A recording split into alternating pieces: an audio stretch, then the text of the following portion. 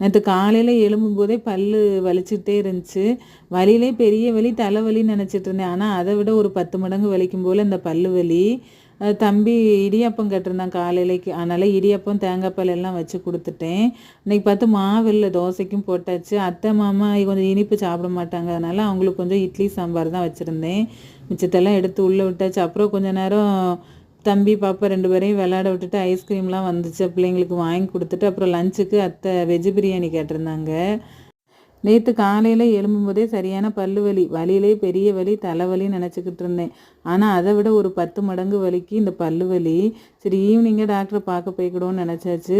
காலையிலைக்கு தம்பி இடியாப்பமும் தேங்காய் பாலும் கேட்டிருந்தான், வச்சு கொடுத்துட்டேன். அப்புறம் தோசைக்கு வேற மாவில் போட்டுட்டு அத்தை மாமா இனிப்பு சாப்பிட மாட்டாங்க, அதனால் அவங்களுக்கு கொஞ்சம் இட்லி சாம்பார் தான் வச்சுருந்தேன். எல்லாத்தையும் எடுத்து உள்ளே வச்சுட்டு பிள்ளைங்கள கொஞ்சம் நேரம் வெளியே விளையாட விட்டுட்டு வந்துட்டேன். லஞ்சுக்கு அத்தை வெஜ் பிரியாணி